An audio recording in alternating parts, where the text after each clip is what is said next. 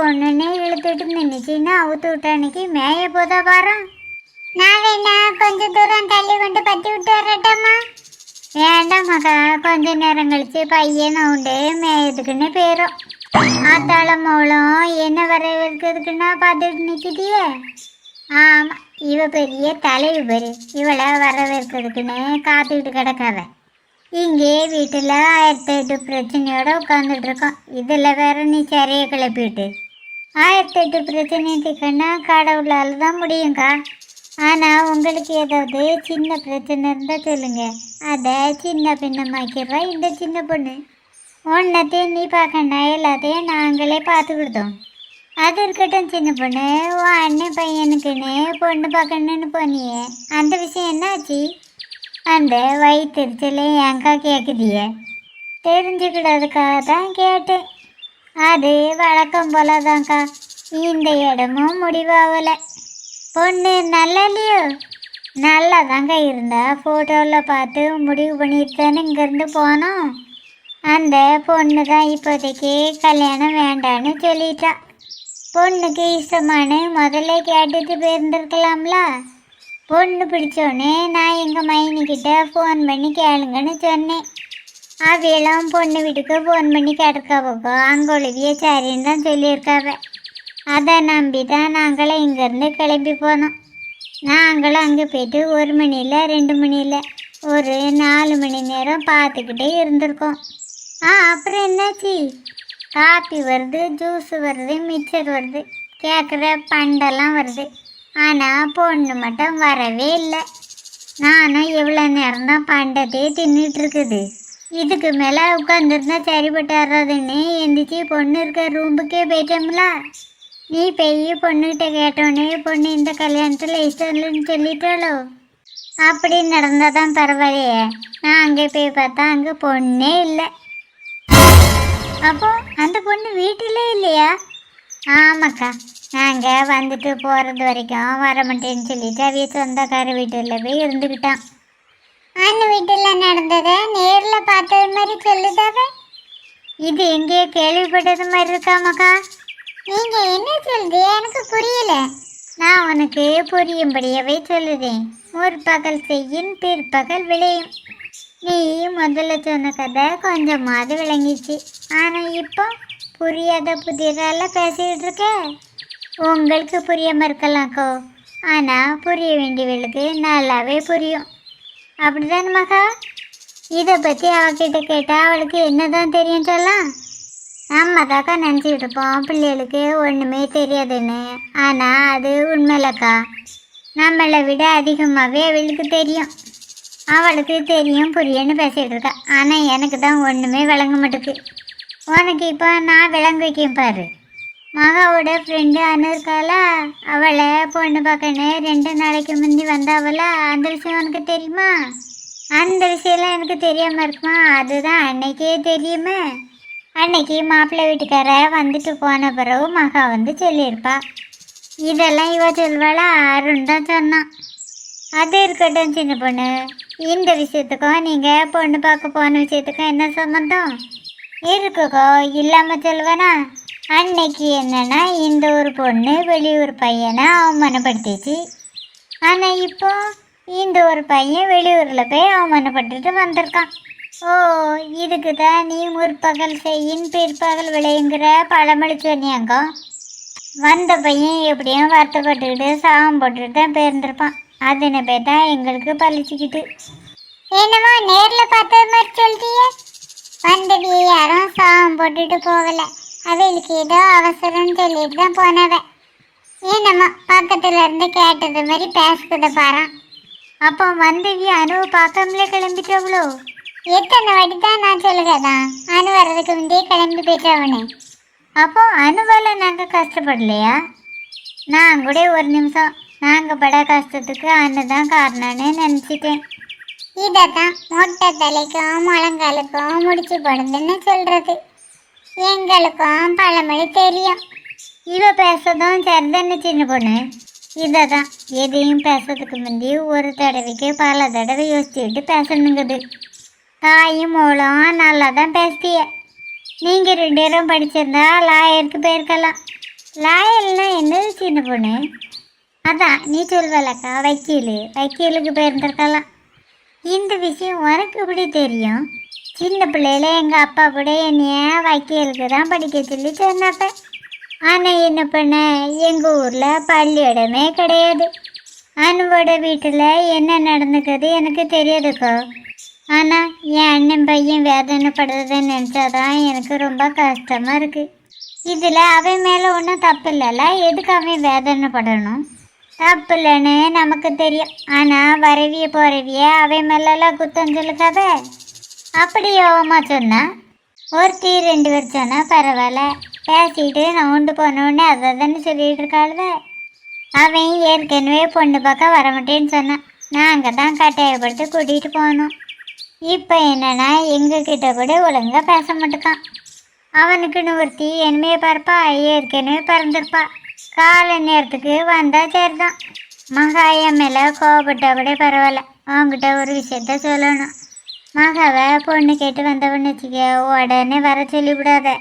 முதல்ல மாப்பிள்ளையை பற்றி எல்லா விஷயத்தையுமே இவகிட்ட சொல்லு. அப்புறமா இவ சரின்னு சொன்னால் மட்டும் வர சொல்லு. அதுக்கு என்ன வருஷம் இருக்குது, அப்புறமா இதை பற்றி பேசலாம். பெத்தவிய கண்ணுக்கு பிள்ளைங்க என்னைக்கும் சின்ன பிள்ளையா தெரிவாங்கிறது சரியாக தான் இருக்குது. நான் போன மாதம் வளகாப்புக்குன்னு வள்ளியூருக்கு போனேன், நினைவு இருக்கா? ஆமாம், அதுக்கு நீ இப்போ அந்த வளகாப்பு நடந்துச்சு. அந்த பிள்ளை உன் பிள்ளையோட 2 வயசு இளைய பிள்ளையாங்கும். இப்படியே வருஷத்தை கடத்தாம ஒரு நல்ல வாழ்க்கையை பார்த்து கட்டி வைக்க வழியை பாருக்கா. உடனே சொல்லிவிடாத அவளுக்குன்னு இனிமையாக பிறப்பான், ஏற்கனவே பிறந்திருப்பான், வருவான்னு. என்னடி நானும் பார்க்க வந்த நேரத்தில் இருந்து பொறின்னு பொறிஞ்சிக்கிட்டு இருக்கேன். எல்லாம் மனசில் உள்ள ஆதங்கக்கா, அதான் தன்னாட்டில் வெளியில் வருது. ஏன்ட்ட பேசினா பரவாயில்ல, இதே மாதிரி மற்ற வீட்டை பேசக்கூடாது. ஆமாக்கா, எதுவும் பிரச்சனை இருக்கக்கூடாது. நான் சத்தம் கட்டாமல் வீட்டுக்கு நேரே போகிறேன். எது எப்போ நடக்குன்னு கடவுள் எழுதி வச்சிருப்பாவ. இப்போ எதை பற்றிமா பேசிய? சின்ன பொண்ணு உன் கல்யாணத்தை பற்றி பேசினால அதை பற்றி தான் சொல்லுவேன். கால நேரம் வந்தால் உன்னோட வாழ்க்கை உன்னை தேடி சுருக்கா வரும். இப்போ நம்ம குடும்பம் இருக்கிற நிலைமையில என் கல்யாணம் ஒன்று தான் ரொம்ப முக்கியம். அப்படிலாம் சொல்லாதம்மாக்கா, கால நேரத்துக்கு நடக்க வேண்டியதெல்லாம் நடக்கணும். முதல்ல இன்னைக்கு சமையல் செய்கிற வேலையை பார்ப்போம், அப்புறமா மற்ற கதையை பேசலாம். பார்க்க நல்லதாக இருக்குது, லேசாக கெட்டு போனது மாதிரி ஸ்மெல் வேறு அந்த மாதிரி இருக்குது. இருந்தாலும் இதை தூரப்படாமல் யாருக்காவது திங்கிறதுக்கு கொடுப்போம். இவன் என்ன நடு வீட்டில் பிள்ளையார் மாதிரி உட்காந்துருக்கான். ஏல அபி, ரொம்ப நேரமாக என்னத்தை வச்சுக்கிட்டு இருக்க? கடை இதையும் வைக்க போறியா? தட்டு நிறைய பண்ணுறத தூக்கிட்டாரு. வீட்டு வெள்ளை செய்யறதுக்கு எனக்கு நேரம் பத்தலை, இதில் கடை எங்கே வைக்க? அப்போ இது இதுக்கு கொண்டுட்டு வந்திருக்க? ஒவ்வொரு டப்பாயிலையும் 2-3 கிடந்துச்சு. அப்படியே கிடந்த ஆகாம போயிடல, அதான் தட்டில் போட்டு கொண்டு வந்திருக்கேன். கொண்டாக்கா, எப்படி இருக்குன்னு தின்னு பார்க்கேன். இதை உனக்காக கொண்டு வரல, உங்கள் அத்தானுக்காக கொண்டு வந்தேன். ரொம்ப நேரமாக உங்கள் அத்தா நினைக்கலையே வெளியில் எங்கேயும் போயிருக்காவளோ? ஏன்ட்டு வெளியில் போகிறதா சொல்லலக்கா, இங்கே தான் இருப்பாவ. நீனே கூப்பிட்டு பாரு. ஏங்க ஒரு நிமிஷம் இங்கே வந்துட்டு போங்க. கூப்பிட்டுருக்கேன், ஒரு பதில் வருதா? அப்படியே பாட்டி ரூமில் தான் உட்காந்துருப்பாவ. நீலா, என்னைய கூப்பிட்டியோ? நானும் அப்போதே இருந்து கரடியாக கட்டிக்கிட்டு கிடக்கேன். ஹாயா வந்து நின்றுக்கிட்டு நிலா கூட்டியா என்ன? எனக்கு கரடி பாசை தெரியாதுல்ல, அதான் வரல. அப்போ இப்போ இதுக்கு வந்தீங்கத தெரிஞ்சுக்கலாமா? அபி என்னையே தேடின மாதிரி இருந்து அதான் வந்தேன். முதல்ல இந்த தட்டை பிடிங்க, அப்புறமா அவங்கிட்ட இருந்து பேசுங்க. கொண்டா, உனக்கு உள்ள நிறைய வேலை கிடக்கும், போய் பாரு. என் வேலையை செய்ய எனக்கு தெரியும். நீங்கள் இந்த தட்டை காலி பண்ணுங்க. என்னது ஆச்சரியமா இருக்கு, கையில இருந்து கீழே விழுந்த ஜிலேபி துண்டை கூட கழுவி திங்கவா? இன்னைக்கு என்ன இவ்வளோ பண்டத்தையும் நம்மக்கிட்ட கொண்டு தந்துட்டு போறா? எனக்கு என்னமோ இந்த பண்டம் கெட்டு போய் தான் இருக்கணும், அதான் கொண்டு தந்துட்டு போறா. இதை கொண்டு தூர தான் போடணும். இதை அப்புறமா கூட தூர போட்டுக்கலாம். முதல்ல இவன் எதுக்கு இப்படி உட்காந்துருக்கான்னு கேட்போம். என்ன பி, என்னத்தை வச்சுக்கிட்டு இருக்க? ஒன்றும் இல்லத்தான், நீங்கள் இப்போ உங்கள் வேலையை பாருங்க. வாமா அனு. அனு வந்ததா சொன்னியே, காணையில். அனு வந்தது நம்ம வீட்டுக்குள்ளே இல்லை, உன் மனசுக்குள்ளே. நவருங்கத்தா கிண்டல் பண்ணாமல் உள்ளே போய் அக்களுக்கு ஏதாவது ஹெல்ப் பண்ணுங்க.